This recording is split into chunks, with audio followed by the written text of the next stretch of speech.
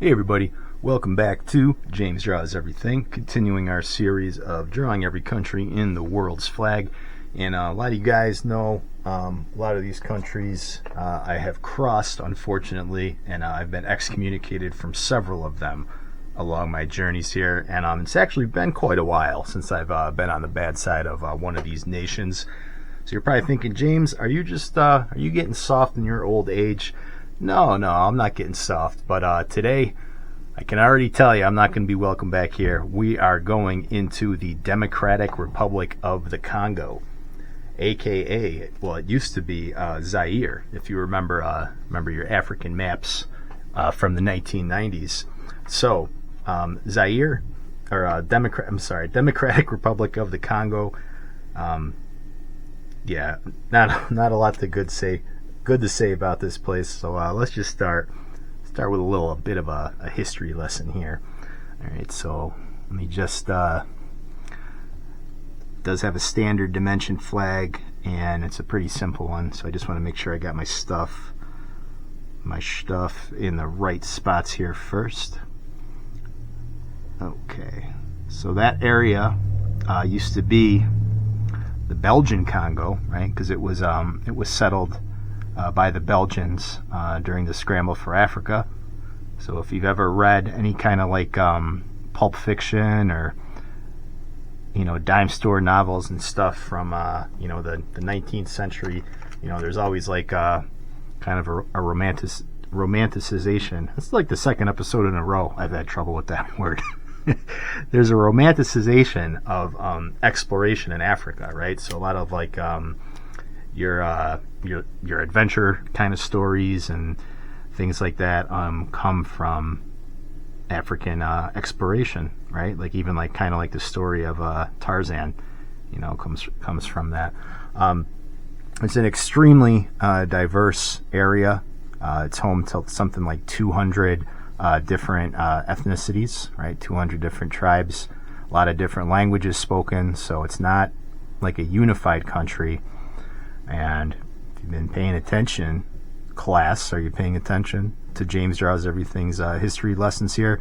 You'll know that usually when that's attempted to kind of cram everybody that doesn't have much in common into one state, usually doesn't end too well, and the Congo is no different. So scramble for Africa in the 1800s leads to King Leopold of Belgium becoming kind of like the ruler of that area, and that's where it becomes the Belgian Congo. And then he mainly used that for like rubber production, right? So not gonna shy away from the truth here, right? He did enslave the local people, inhumane treatment and all that, but there was a lot of kind of his view, or his reign was not viewed positively even by like European powers. So he was actually ousted from ruling the Congo, and it didn't really leave Belgium though, so it becomes the territory gets ceded to the state of Belgium, right? So not under Leopold, but yeah, so it doesn't really escape the orbit of Belgium like completely. So it's kind of a tricky thing there. In 1960, they do achieve independence. Okay, so just pretty much like almost everywhere in Africa, 1960s is when you see the formation of a lot of these states. You almost see trouble right away. The Belgian flight from Africa, it's a lot more sudden than some of its other European neighbors, like Britain. They put up a fight, especially with like Rhodesia, even though that's not Britain, that's more Rhodesia on its own. South Africa, the French try to keep things under control for a little while in their colonies, but the Belgians almost kind of leave overnight, and basically creates like hell on earth, right, in that part of the world. And the Portuguese too. I think the Portuguese under Salazar at least tried to kind of keep the lights on for a little bit. but yeah, the Belgians are almost gone right away. It does have a lighter blue in the flag here. I'm just trying to kind of line up everything proper. Give me just a second here, guys. Alright. James draws everything. Can he draw and talk at the same time? Sometimes I can. Walk and chew gum at the same time. For this stuff, I don't want to draw over my yellow here, so bear with me. Okay, so there's the... I think I might be running low on some of these markers. Might have to make another Hobby Lobby trip pretty soon, unless I got some extra ones lying around. Let's see. Actually, since this is the border, I might just go a little bit fatter with this color. Let's see what we, so it actually sticks. All right, there we go. All right, Mobutu Sese Seko takes control of the country after basically a coup. The initial government did not last more than a couple years, so he rules the Democratic Republic of Congo for 32 years until he's ousted. Now, he was interesting. He obviously very authoritarian. He wasn't anti-communist, though. Okay, so he did have backing from the Western powers, mainly because he was fighting a lot of communist guerrillas in his own country. But he's ousted, and this is there's other stuff going on, obviously, in Africa during this chaotic period. You have a lot of civil unrest and genocides in Rwanda and Uganda, and they actually backed the rebellion that toppled Mobutu Sese Seko in 1997. So he's driven off into exile, dies a couple years later in, I believe, Morocco. And yeah, so hold on. Let me just do my star here real quick. It's going to shut up for a second as I do that. All right.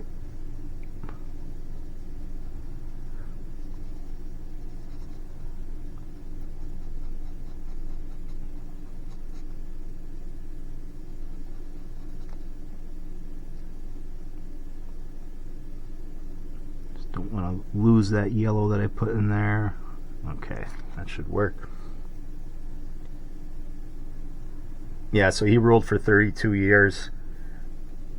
Currently, like there's I think the Democratic Republic of the Congo, the DRC, has one of the largest UN presences out of all the countries in the world. Pretty big humanitarian crisis. And barely anybody there. I think only like 10% of the people in the country have electricity.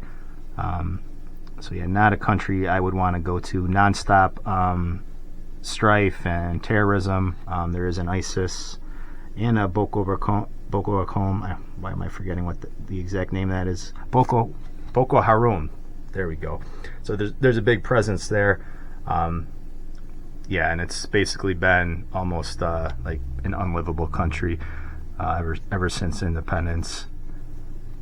And yeah, they were called Zaire for a while, kind of to separate it from the Republic of the Congo, its neighbor. The DRC, the Democratic Republic of the Congo, it's a much bigger country, but behind Algeria, it's actually the second biggest country in Africa, and has an absolutely insane level of natural resources. But because everybody is killing each other there constantly, 24/7, there's nobody there to take advantage of that. Right? So not a place I would want to go to. If you are a very adventurous type, right, and you own a mining business or something, you could make a killing over there. Just if you don't get killed, right? There's always potential, in that part of the world, and it will be. I've touched upon this in some other videos. It will be interesting to see what happens in Africa, in the 21st century. It's never going to be a repeat of what happened before, right? History History does not repeat itself, but it rhymes. You could have a new type of scramble for Africa, to kind of go after the resources that are there. And, again, it's a very young and growing population, so who knows what will happen in the future. Of course, we always hope for the best here at James Draws Everything. And this country's got a long name, so hold on one second. Democratic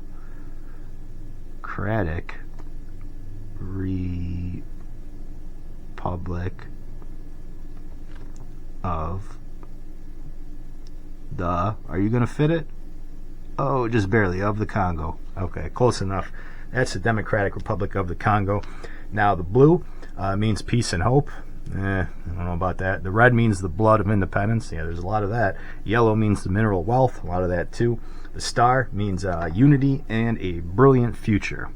Okay, so that's the flag. I'm actually seeing something else here. So if there's a country that, I just got dropped in overnight, I don't know where I am. I look up and I see that one, that flag staring down at me. It may be one of the last countries I would actually want to wake up in. So let's draw out kind of what I see when I see the flag of the Democratic Republic of the Congo. All right, so we're gonna keep our red.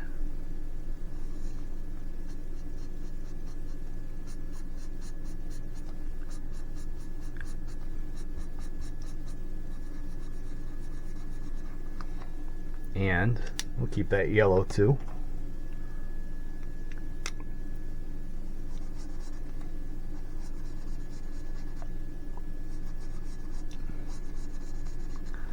We'll keep the star in that upper corner.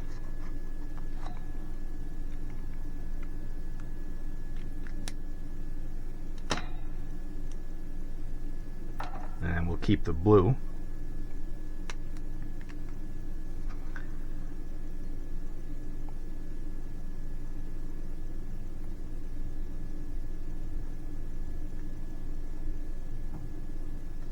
Now, usually when I see a big bar like that, right, you think do not travel, right? Do not go here. So so this is, see, I told you, I still got it in me. I can still get kicked out of countries if I really try.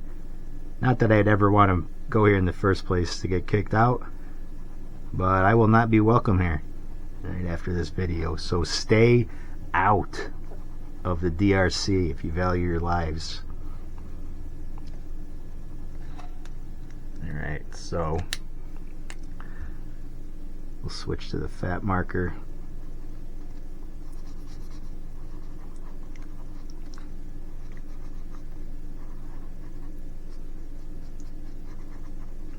Yeah, this just actually showed up recently in the news where you get some kind of Black Ops force or something got caught doing something that they probably weren't supposed to be doing. Some kind of Black Ops mission, peacekeeping mission, right, for the international community. And yeah, I don't think they were heard from after that. I would rather be, I've said this before, I would rather be in North Korea, I think, than have to go here. So, and we'll do one of these because this reminds me of like police tape, right? Warning. Warning. Alright, so stay out of the Democratic Republic of Congo, aka Congo-Kinshasa. So when the Congo countries, the Republic of Congo and the Democratic Republic of Congo, that's another way to differentiate themselves. Kinshasa is the capital of the DRC, so sometimes to shorten it, they call it Congo-Kinshasa. But either way, that's the Democratic Republic of the Congo. Stay out of this place. Let me know what you think. Like, comment, and subscribe, and I will catch you on the next video.